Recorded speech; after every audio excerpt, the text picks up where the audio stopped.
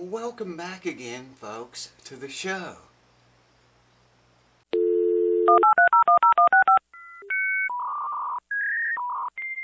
What's been going on, YouTubers? It's good to see you cats once again. Got another project guitar on the chopping block today. And there's another one of those dang tags that I always dox people with. Should have already had that off of there, and I didn't really pay any attention to the thing being there, you know what I mean. Hope everyone's doing well. Mighty fine, mighty good to see you cats, ladies, and guys again. And we're going to start off on a 12-string guitar here this time. This is a Telestar. T-E-L-E-S-T-A-R. Now they make a Telestar, T-E-L-S-T-A-R. That's not what this is. This is a Telestar, and I don't know very much about these guitars. They're not a very expensive guitar, I don't think. And they were made in, I think in the 60s and 70s in Japan. I think. That's what little bit I know about them. And I think they're associated with harmony maybe in some ways, but I don't know. You can look it up yourself. It's a... It doesn't even have a model number. It just says Telestar quality guitar, and then it's got a serial number. No other names or anything. There's what the headstock looks like. Quite a rather large headstock it is. And man, you know what? I hate working on 12-string guitars. I should charge double the price because there's so many strings. They're harder to work on. Look how little that sound hole is. It's going to be tough for me to get my hand down inside of that. I can get it in there, but boy, it's tight. We're going to be spending a lot of time down inside of here. May have to use the endoscope and set it up in there, and then stick my arm back in there and watch the endoscope on my phone or a tablet to be able to see to do the work. I'll bring you over here in a minute and show you the work. Right now, here's the guitar. The complaint is broken braces. Okay? Broken braces. Hear that?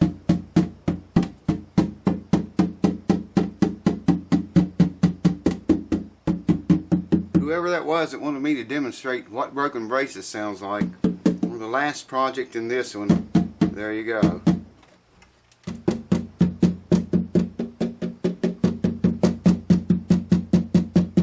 Now this guitar has fan bracing, and it doesn't have the X brace like you would normally see in a flat top guitar like this.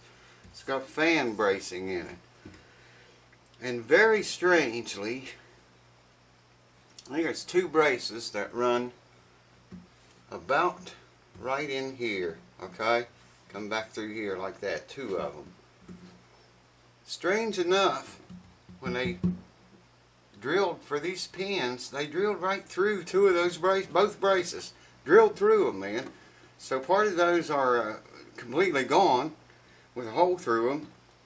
And I'll show you. I'll put a mirror in there and show you, or we'll have to use the endoscope, one or the other, but I will show them to you. I think that was done at the factory, maybe. Now, the guitar has had a lot of work done to it. That's, I don't know if that's the original bridge. It's been taken off before. You can see right here. It looks like either they didn't get it lined up just exactly right, or maybe that's better. It looks to me like they either didn't get it lined up exactly right, or it's not the same bridge that came off of there. I don't know which, or maybe both. But definitely one of the two, if not both. Anyways, let me bring you over here, bring the camera over here, and get some mirrors and some lights and a couple of jugs and the bomber, and then we'll start this party. Hold on.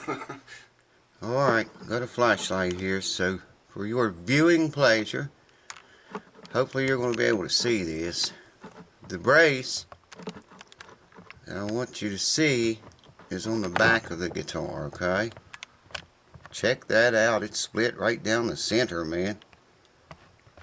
Isn't that pretty amazing, yes? Look at that. Now let me back off here. You can see back in there what we're looking at. Get oriented. Now that brace is split I'm not going to be able to show you because this hole is so little. But it's split, come on, focus, you piece of shit. Okay. All the way across. Almost all the way across. Almost completely clear over to here. Not quite. But almost. Okay, that's one. Hold on. By the way, this guitar has screws under here. Yeah, I'm really surprised the whole top of this thing's not cracked and busted and the finish, you know, cracked all up and crap on it. I'm really shocked that it is not like that. And I'm going to show you why right now. I have a mirror in there. Let me get some light on the subject. This is very hard. Okay, there is the brace I was just telling you about a few minutes ago, one of them. This is directly under the bridge. That's the pinholes you're looking at there. There's one of the screws, you can see it. But look how they drilled the pinholes right through that brace. And if I can get over here on the other one, there's another one in there the same way. Okay, there's the other side.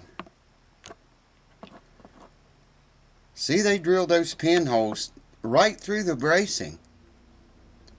That looks like it was done from the factory to me. Maybe not, but I don't know. It's just a bad call. I'm not going to do anything to those braces. They're not broken. And they've obviously been that way for a long time. So, you know, I'm not going to bother those. I'm just going to show them to you. Yeah, there's both of them at the same time. Directly under the bridge. And you can see how they drilled the pinholes to go drilled right through the braces, man. If they did that at factory, yeah, that's a really crappy thing to do. Alright, hold on, there's more. Now this is looking down in the lower bout of the guitar on the side of the high E string at the top of the guitar. I have no idea what that is. There, you can see it. There's definitely been some work done right there, and I cannot really tell exactly what, but whatever that is, it's dry, but you know, something's happened there. I'll have to check the end of that brace you're looking at, because it could be loose. And that fuzzy thing, I can't reach it with I can't get my hand in there that far. I don't know what that is. It's not a spider egg. Not from spiders as we know them. Hold on. Okay, one last thing. I haven't checked the truss rod yet to see if it even works or not, but we have a major problem right here. And if you know anything about guitars, you know what's supposed to happen right there.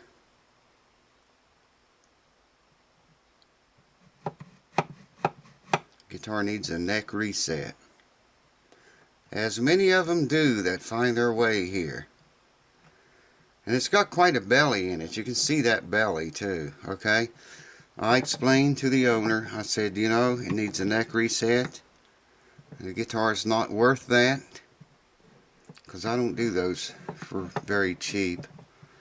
So I told him a cheap alternative was to shave the top of that bridge off, take material. It's a big heavy bridge, you can see, especially in the center right here. So there's plenty of room there to shave that down and avoid a neck reset for a while, hopefully forever. But and he was okay with that, because I don't know if he knows the value of the guitar or not. I don't know if he knows, you know, it's not an expensive guitar by any means. There's what the frets look like. They're okay. It's got a 0 fret in it. Of course, I'll polish them before I'll polish the frets before I end this, you know, the job. But yeah, we're going to have to grind away a little bit of material here. You've seen me do that before on a lot of guitars. The thing is, see, the plane of this fretboard does not match the plane of that bridge. That straight edge should slide right up over top of that, like that, without having to lift it up over it. You can see how much It's shy right there. Quite a lot, it looks like. Probably not going to take that much off, but I'm going to take enough off of it to make it play easy and chord easy, and not alter the sound of it too much. Kind of anxious to hear what it sounds like with that tiny little sound hole, man. That is a little sound hole. Check that out. For a 12 string, you'd think it'd have a bigger hole. Anyways, that's what's to come. Hold on. Now, as if that isn't interesting enough, I mean, people must think I'm Jesus or something, man. If that's not interesting enough, I have 3 days to do all this work. The guy that owns this guitar lives far away. I won't say where he lives. I don't think he would want everyone to know, but he's going to stay around here for 3 days. And yeah, it's just barely time for the glue to dry. But you know, so he doesn't have to make a long trip back home and then a long trip back here and pick it up, or me meet him somewhere halfway or whatever. Rather than do all that, he's just going to stay here 3 days. He has to leave Sunday. I don't know what day you'll see these videos, but today's Wednesday. I have Thursday, Friday, and Saturday I have to have it ready. So really only got a couple days. And that's barely enough for the glue to dry and set up good. But, I don't know, man. Got strings and pins and stuff here. It's going to get Diodarito Phosphor Bronze EJ38. That's for a 12 string. It's light gauge. It's 10s to 47s. But that's a ways down the road. That's several long hours from now. But less than 3 days. Anyways, that's what's coming. Stay tuned for that. It's going to be a lot of fun. We'll probably learn some things from it. And I'm anxious to hear what this Telestar sounds like. Telestar.